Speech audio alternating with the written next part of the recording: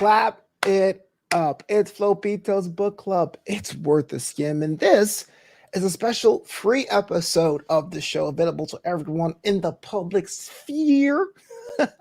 See, this show is typically and usually a Patreon exclusive for those members who are on my Patreon. That's right, we call them the Boisterous Crew. And those who are a member at the top tier get an episode of Flobito's Book Club every month or every 5 weeks or so. Let's be real about it. That's right, I get to review books, tell you what I think about them, and more. We cover all genres. You see, I am typically a nonfiction person myself, but doing that show opened me up to different genres I probably wouldn't even tackled. See Flobito's take on romance or history and much, much more. Flobito's Book Club exclusively part of the Flobo Boyce Patreon, patreon.com/Flobo Boyce. And of course, gotta get the advertisements out the way because that's what we're doing it for. It's promotion. And besides, I figured out this episode's kind of unique because I wrote it. But before I get to that, real quick, one more time, I did write a memoir, a nonfiction book myself. It's called Graduation Day, available now on Amazon. But today we're talking about the series The Pill, Part 8, Whoever, and Part 9, Witness. Now, if you notice this, a couple things to notice. One, these books are a really easy read, super light, and it is a collaboration between myself at Flobo Boyce and James Ladd Jr. of JLJ Media. In fact, this is kind of like a funny story how this came about. It was a misunderstood text. See, The Pill Part 7, which is part of the Pill series, which is part of a myriad of series that James Ladd Jr. writes as part of his JLJ Media empire. I bought Part 7 because it was his 50th book. By the way, if you can, always support the homie. You know what I mean?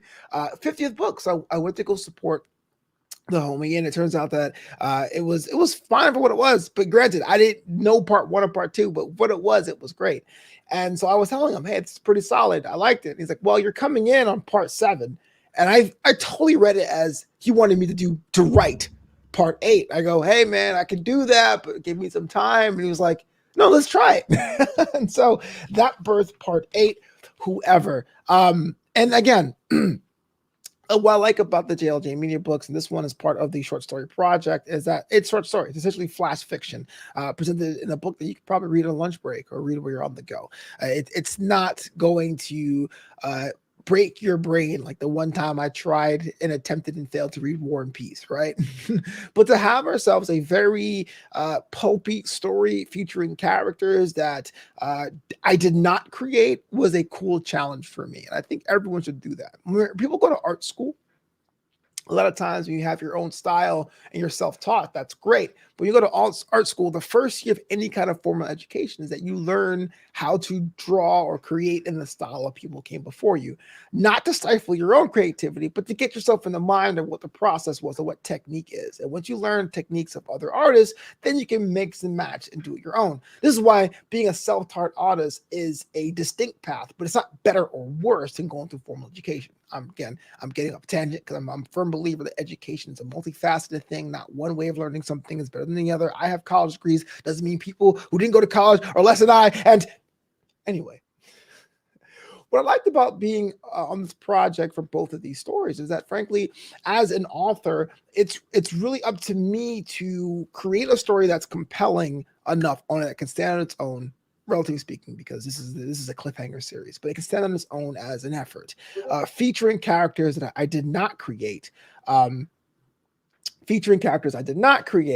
and in a way that services the fans and services those in the studio or the imprint. JLJ Media is what I'm saying. So basically, I want to be able to make a good story that doesn't go off the rails. It doesn't seem like it's totally out of question for these characters, and theoretically, the audience goes, "Hey, what happened here?" Now, at the same time, there becomes that other challenge of you want to be able to put your little creative spin on it. You want to be able to not be a robot. You want to be able to not be an algorithm and go, I'll just write this, whatever, but have your own spin on things. So many times, capable artists or authors who have their own book series, who have their own things, sometimes get called by big imprints to help them out in a project. We see a lot with novelizations. I am a huge fan of the CSI franchise, specifically the spin-offs. I had all the DVDs and I had all the games, but the books to me were great because they got really heavy hitting mystery and crime novelists to write the novelizations of these CSIs. So like Stuart Kaminsky, rest in peace, jumped on CSI New York and had to basically bring his brand, because that's why they hired him, bring his skill, bring his techniques, but to be able to be faithful to the characters on the show. And it was a really cool dynamic because the novelization allows you to fill in the blanks and gaps and stuff like that. And even though there was one character mistake, just one, and I'm totally being a nerd about it, in the book Deluge, he had one character being a Yankee fan, where on the show he's literally a Mets fan. And as a Mets fan myself, that really hurt my heart. But that's very, very minor.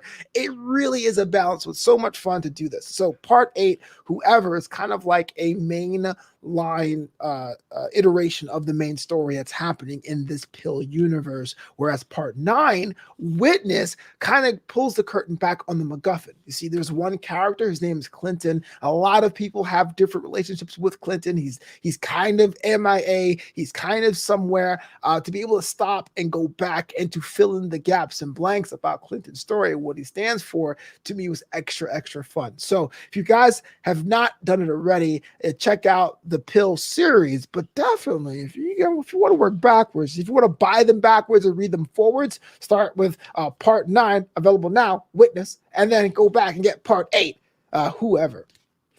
And this has been the edition of Flobito's book club. It's worth a skim. We do this every month here on Patreon. Unlock this content by being a member of the Boisterous crew, patreon.com/Flobo Boyce. We cover so many genres, so many kinds of books. I love to read. I told myself I wanted to read more books, and this show helps me to do it. So make sure you check it out. And if you checked out part 8 and part 9 of the Pill series, let me know in the comments below what you think. For me, I didn't think I would go from writing 0 books last year to 3 books this year with the addition of my own memoir, Graduation Day, but here we are, right? Yes, again, check us out next month on Patreon for a brand new episode of Flobito's Book Club.